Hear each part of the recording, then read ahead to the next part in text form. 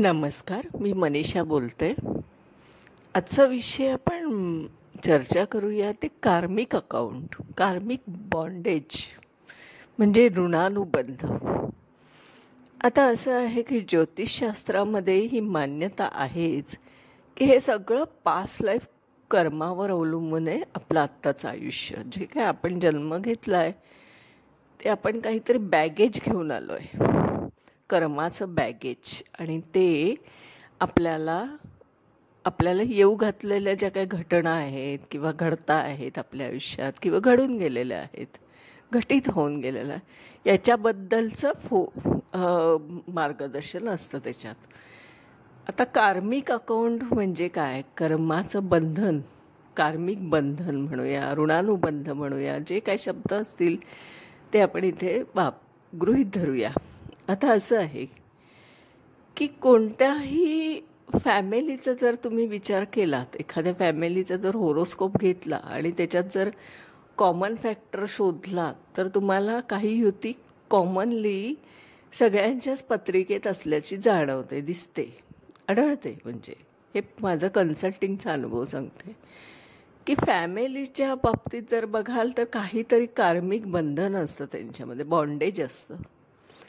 आणि ती युती जी असते ना ती ते रिफ्लेक्ट करत असते, कारण ती प्रत्येकाच्या कुंडलीमध्ये एकतर युती असते, षडाष्टक असतं किंवा काहीतरी स्वरूपात ती समोर येत असते.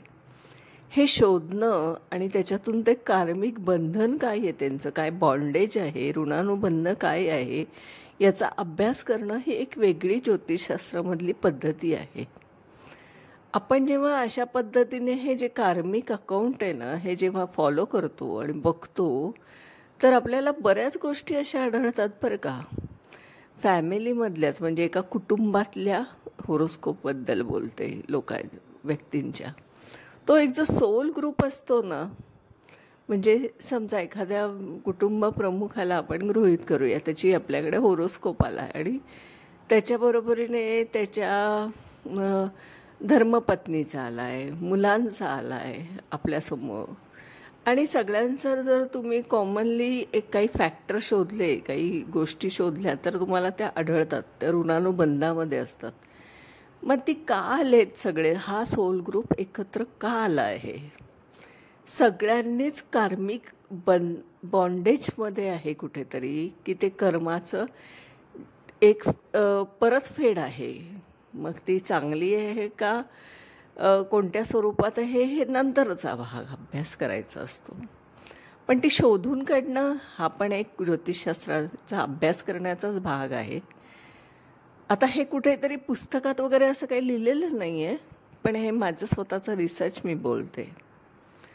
तर आपल्या असं लक्षात येईल की काही नाती ही खूप आपल्याला फायदा देतात, म्हणजे फायदा होतो आपल्या बाबतीत. असं जाणवतं की ती व्यक्ती आपल्या जीवनात याच्यासाठी आली आहे की आपल्याला भरपूर मदत होते तिच्याकडून मार्गदर्शन होतंय, ती आपल्याला कुठेतरी आयुष्यामध्ये पुढे नेण्याचा प्रयत्न करते.